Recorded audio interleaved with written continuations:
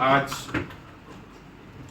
इस पत्रकार वार्ता में हमारे बीच में विशेष रूप से बिहार दिवस के कार्यक्रम के लिए जो आए हुए हैं बिहार प्रदेश के भारतीय जनता पार्टी के सचिव श्री सरोज कुमार झा जी, हमारे इस जिले के अध्यक्ष श्री पंकज पूजन रामपाल जी, बल्लभगढ़ जिले के अध्यक्ष श्री सोहन पाल जी, और इस कार्यक्रम के संयोजक के नाते मैं स्वयं राजकुमार, इस कार्यक्रम में सह संयोजक के नाते जो देख रहे हैं इस कार्यक्रम को हमारी बहन पुनीता झा जी, विकास सिंह जी, हमारे जिले के महामंत्री सुरेंद्र कुमार जागड़ा जी,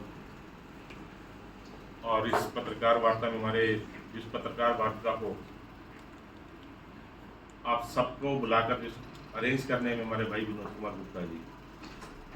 मित्रों, हम लोग आज इकट्ठे हुए हैं कि संपूर्ण भारत में किस प्रकार, पहले तो आप सबको आज बिहार दिवस की बहुत बहुत बधाई।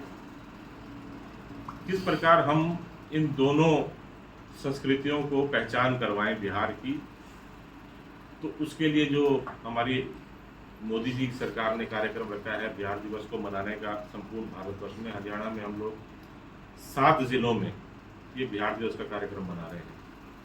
क्यों मना रहे हैं, किस तरह मना रहे हैं, इसके बारे में हमारे भाई सरोज कुमार झा जी आपको बताएंगे। और पत्रकार बंधुओं, छायाकार को नमस्कार, और आज बिहार दिवस की हार्दिक बधाई। जैसा कि अभी इस कार्यक्रम के संयोजक श्री राजकुमार बोरा जी ने बताया कि आज बिहार दिवस पूरे देश में मनाया जा रहा है। देश में नहीं, ये देश के बाहर की सीमाओं में भी मना रहे हैं जहाँ की बिहार के लोग की बहुत आए, लेकिन भारतीय जनता पार्टी मनाने के पीछे इसका एक उद्देश्य है।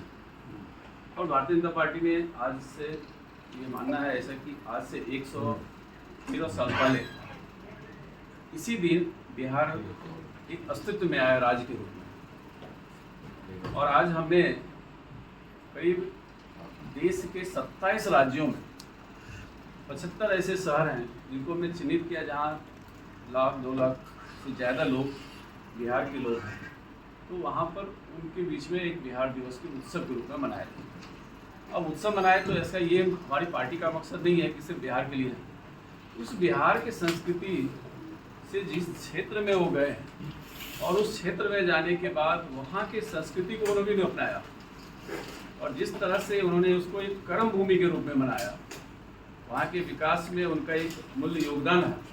और साथ में जैसे हरियाणा में फरीदाबाद है, यहाँ भी यहाँ के लोगों ने जिस तरह से उनको प्रेम दिया और सौहार्द दे करके उनको एक स्थान दिया, इसी प्रेम को आगे बढ़ाने के लिए हमने इस कार्यक्रम का एक भारत श्रेष्ठ भारत के तहत स्नेह मिलन कार्यक्रम, लेकिन हमने इस अवसर को सिर्फ चुना है कि 22 दिसंबर से लेकर के 22 मार्च से लेकर के 30 मार्च तक ये कार्यक्रम है, ये पूरे देश में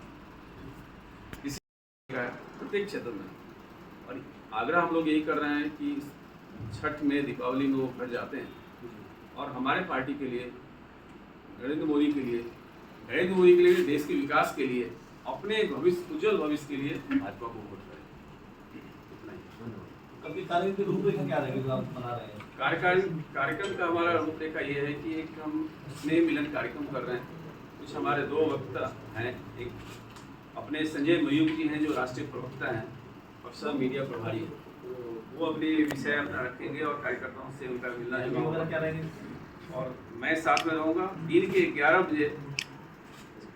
बजे कार्यक्रम है और ये सेक्टर 15 का जो कम्युनिटी सेंटर है इसी का कार्यक्रम है। इस कार्यक्रम में हम लोग एक दूसरे के साथ मिलेंगे, पारिवारिक कार्यक्रम। इसकी पूरी रूपरेखा बता दीजिए, कौन सी डेट, किस समय, किस तरीके से होगा, कौन इसमें आएंगे? 23 तारीख को, 23 मार्च सेक्टर 15 के कम्युनिटी सेंटर में, समय दिन के 11 बजे कार्यक्रम है और वो स्नेह मिलन का कार्यक्रम है। कुछ सांस्कृतिक कार्यक्रम भी वहाँ होंगे जो बिहार से रिलेटेड होंगे। यही एक रूपरेखा है। मोटामोटी कुछ स्टॉल्स हमारे बिहार थीम बेस्ड पे स्टॉल्स भी लगाए जाएंगे, वहाँ के जो हमारे वोकल फॉर लोकल को भी सपोर्ट करेगा। और उसके अलावा भोजन भी है, हाईलाइट लिट्टी चोखा है और उसके अलावा जो बिहार के ही थीम पे जो मेनू डिसाइड किया है वही भोजन की व्यवस्था रहेगी। सरोज जी इतना बड़ा इवेंट कर रहे हैं, पॉजिटिव पहली चीज़ तो ये है, ठीक है।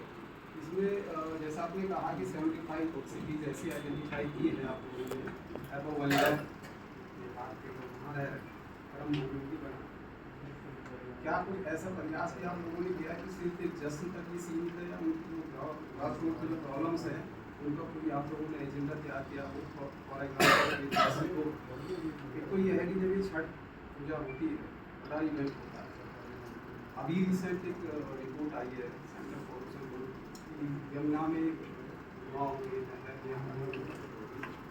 इतना गंदा है इसी पे, इनफैक्ट उसको क्या उनके लिए कोई छठ घाट का या इस तरीके से वो लोग उसमें डुबकी लगाकर। सेकंड थिंग, आपने कहा कि रोड पे उनके कल्चर से फैंकी है या बोली है, यहाँ पे उनके ट्रांसपोर्ट के पॉइंट ऑफ व्यू से वो लोग इसलिए परेशान होते हैं, उनके लिए यहाँ से डायरेक्ट कोई ट्रेन नहीं है।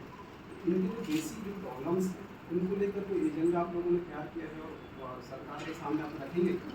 अगर तैयार किया तो कौन कौन से स्पेसिफिक पैदावार के पॉइंट? नहीं, आपका क्वेश्चन बड़ा रिलेवेंट है। देखिए, एक तो बात है कि हमने ये कार्यक्रम सिर्फ बिहार दिवस तक सीमित नहीं है हमारा। हम आगामी समय में हम लगातार प्रत्येक महीने हम आते रहेंगे और यहाँ के जो बिहार से लोग आए हैं और यहाँ पर अपना कर्मभूमि बने हैं उनसे हमारा सभी के साथ तारतम्य होगा और सभी तरह के जो सभी सेक्टर हैं, चाहे उद्योग के क्षेत्र के हों, शिक्षा जगत के हों, स्वास्थ्य हों या विद्यार्थी हों, उन सबके साथ हमारा समन्वय रहेगा। उसके लिए हमने एक संगठनात्मक ढांचा बनाया और ऐसे 200 परिवारों पर एक हमने एक गठ प्रमुख बनाया, ठीक है। 200 संख्या पर 50 परिवार माना गया। एक तो ये विषय। दूसरा विषय, आपने कहा कि जो छठ पूजा में है, आपने देखा कि दिल्ली में एक बहुत बड़ा राजनीतिक हम लोगों की जीत हुई है और डे फर्स्ट से हमारी सरकार बनी तो हमने यमुना की सफाई के लिए बहुत सा प्रयास किया। निश्चित ही जो फरीदाबाद में भी जहाँ छठ पूजा हो रही है उसके आसपास की साफ सफाई और सुविधा का निश्चित होगा। तीसरा विषय, आपने कहा कि यहाँ से लोग जाए तो कुछ कनेक्टिविटी की बात की।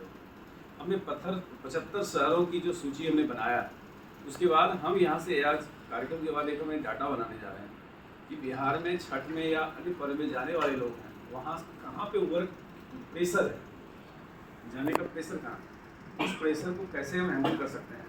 अपने संगठन के थ्रू आगे पहुँच करके फिर उसके सरकार के पास ये विषय रखा जाएगा। जब उस समय में हो तो कैसे वो ईजिली यहाँ से ऐसे वो रोज जाने के लिए उनको आसान कर ट्रांसपोर्ट के साथ